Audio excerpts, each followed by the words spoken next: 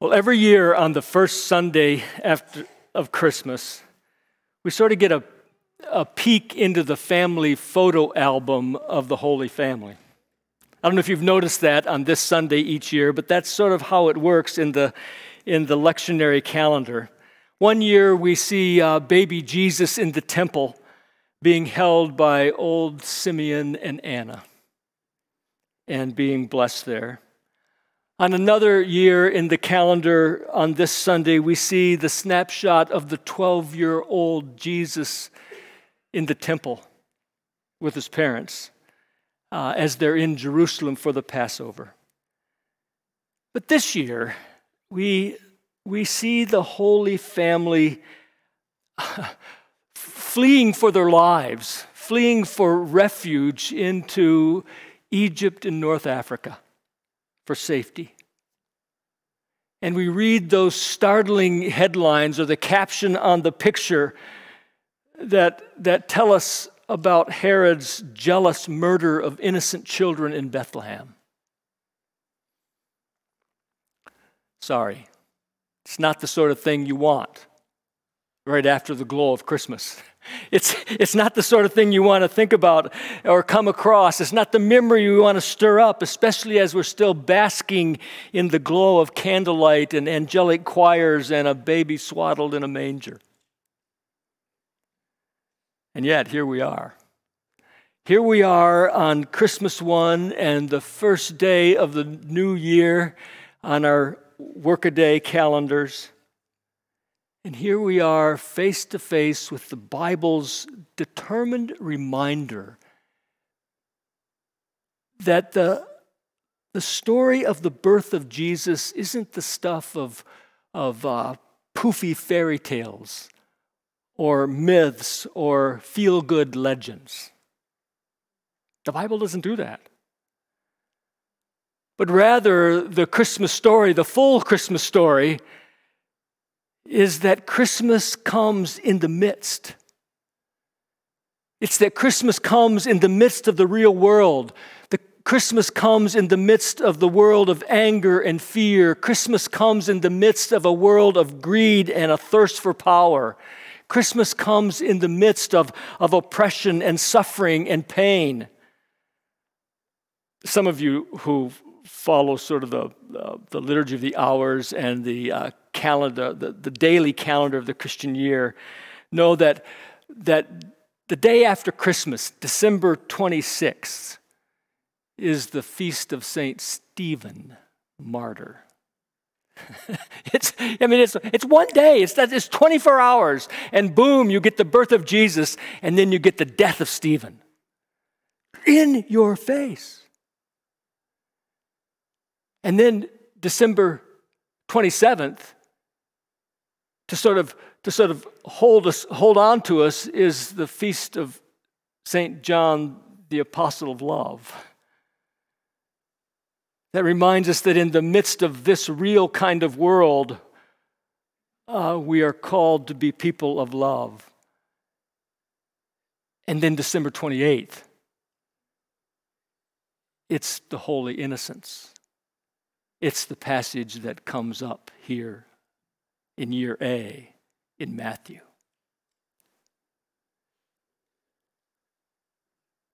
It's not cozy. It's more real than we want it after the glow of a beautiful Christmas. See, the coming of Jesus sort of awakens the sleeping beast. The coming of Jesus awakens in a sort of a fresh way. The battle's on. The coming of Jesus awakens our ancient enemy who seeks to kill and steal and destroy. And so on this first Sunday of Christmas, Matthew's gospel helps us see the Christmas message in a fuller light. One of the things it helps us to see is evil's frantic resistance. Evil's frantic resistance. Matthew's snapshot lifts in stark reality the stark relief the reality of evil in our world, into which Christ came as a little, innocent, tiny baby. The story of Herod's, frantic, fear-induced response to the birth of Jesus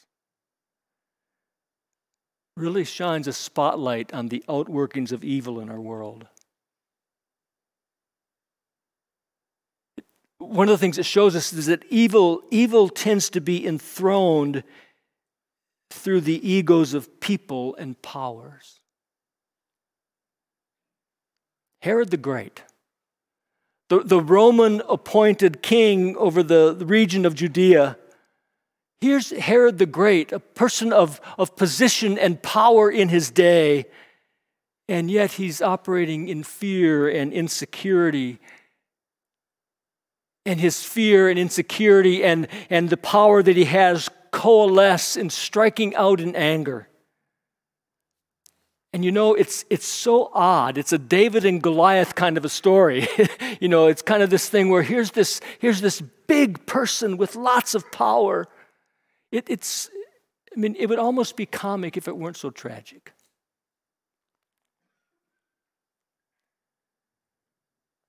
Big King Herod, threatened by a little baby. And yet, we live in a world in which Herod keeps popping up, doesn't he? Oh, we can name the ones at a distance. I'll let you and the Spirit name the ones closer at hand. But you can name Herod popping up in Saddam Hussein or Adolf Hitler or Putin in our day. But friends, there are some closer. And every now and then, maybe ourselves as well. Herod keeps popping up. Evil is enthroned through egos of people. Matthew shows us that evil is expressed in sort of narrow, self-serving, provincial policies, sort of a tunnel vision. If you can only see one thing, then you can be missionally driven to make that one thing happen.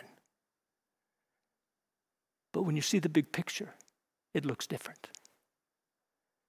Evil is expressed through this sort of narrow, self-serving, provincial tunnel vision.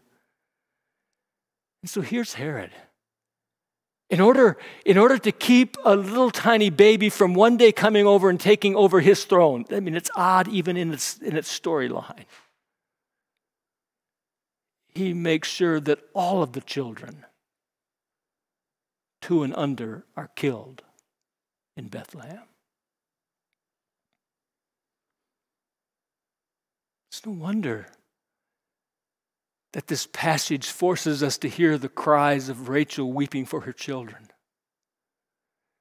The angst of the pain of the world where there is nothing that will soothe and satisfy and comfort.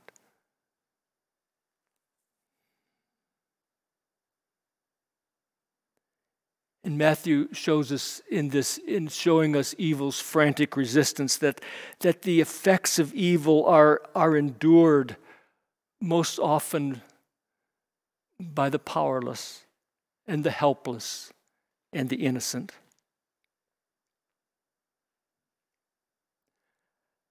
I don't really want us to go there because it would take us too long.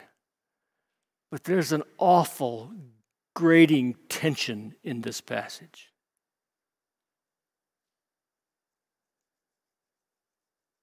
Because while the Holy Family make their way off to Egypt, other families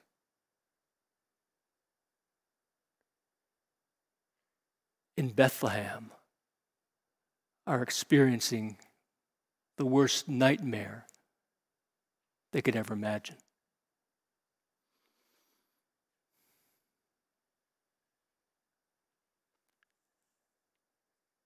Innocent babies and toddlers are being slaughtered. I got to thinking about 2 years. You know what happens just before or at or just after 2 years? Little kids begin to take their first steps. That's what happens. And there's great joy when that happens. And that joy in Bethlehem was slashed. For we don't know how many families, but just one would be tragic. And there were undoubtedly many.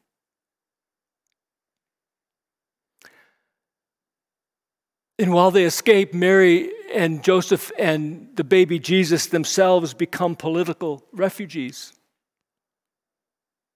fleeing for their own lives. I mean, think of the world in all that happens in the wake of evil. Think of all that happens in the wake of evil and anger and aggression, kingdom grabbing in our world today. I mean, our streets here and everywhere on the globe are littered with the death of the innocent. In the wake of evil in Ukraine and Somalia and Sudan. And think of the refugee crisis in so many parts of the world today. Think of children, young girls being whisked away in human trafficking schemes. And the list could go on.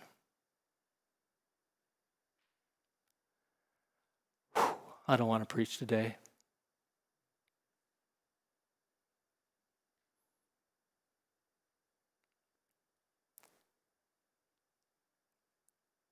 If the Christmas message is true at all, it has to be a message that comes in the midst of this kind of a world. It has to be a message that somehow will make a difference in this kind of a world in which we find ourselves today, even as we step into the hopefulness of a new year. Matthew's snapshot gives us a fuller glimpse of Christmas. A glimpse, yes, of evil's frantic resistance. But it's resisting because it's a God in whose very DNA will meet people where they are in the midst of a world like this. And so that brings us to another place in Matthew's picture of Christmas. And that is, it's not only evil's frantic resistance, but there's God's relentless pursuit in the face of such evil. Matthew's gospel is unflinching in the face of this kind of awfulness. Matthew tells us that God has been about this all along. That God is not surprised, rather that God has been strategically fighting this battle since it began in the Garden of Eden. Serpent in Eden, in the Garden of Eden, where Genesis anticipates in verse 3:15 that serpent's head will one day be crushed. The battle is on.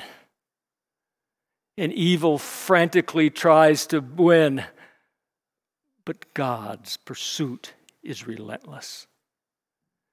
And in this passage, there's a threefold emphasis on prophetic fulfillment. He's tying up the loose ends of these things were prophesied. God has been making a way, and it's happening now, even among us.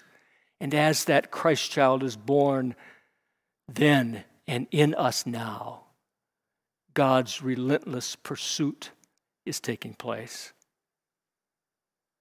You see, Matthew, even though he couldn't explain it, or even though he couldn't fully understand it, Matthew affirms the mystery of God's sovereign and continual working in our world.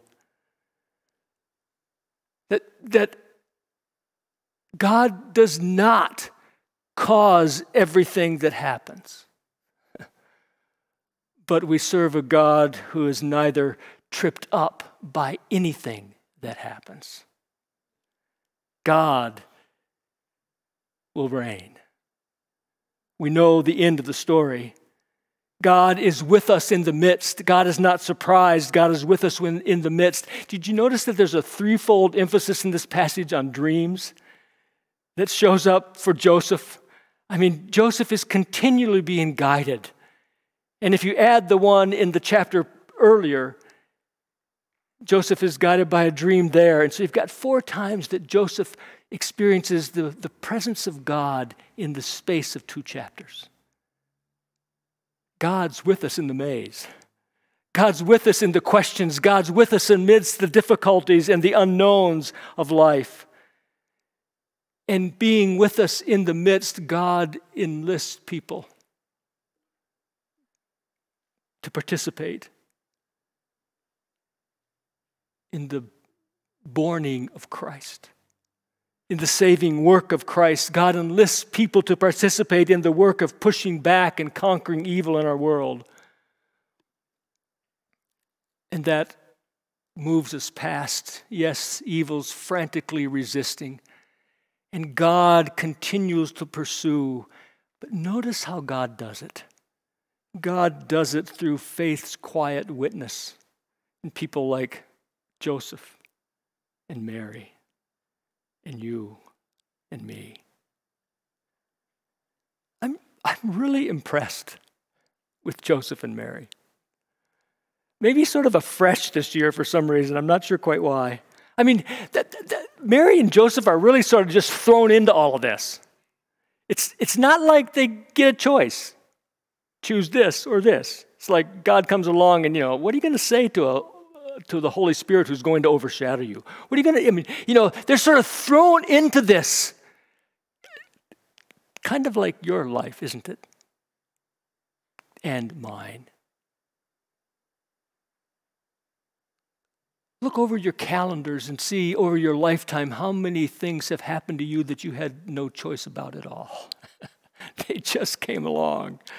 And you found yourself where you are. And you began moving your way through the maze. That's Christmas. That's faith's quiet witness in the midst of our world. I mean, this is big. And Mary and Joseph are thrown into it. And they're not people of power. They're not people of status or position. Joseph and Mary are representatives of the populace. They're representatives of the people. Mary and Joseph are the 99%. They're us. They're ordinary people living ordinary, mundane, simple lives. And yet, by the grace of God, they become central participants in bringing Christ to the world. Starting with their own homes, plural, whether in Bethlehem in the hill country of Judea, or an unnamed village in Egypt, in North Africa, or in Nazareth in Galilee. They bring Christ to the world. You see, Matthew refuses to sanitize the Christmas story. And for all of our hopes for 2023, there'll be some bumps along the way. There'll be some places where the maze just puts a wall right in front of you. And God will be with you. God will be with us. Today, as we step into a new year on our workaday calendar, we step back into the world that God loved so much, enough to come as a little child on behalf of the whole world. Christmas in the midst means that we are a called people. People called to live and be in the midst. We're a Christmas people. We're an incarnation people. We're called and invited to be co-laborers with the baby Jesus in in pushing back evil. One life, one person at a time, beginning with our own. Amen.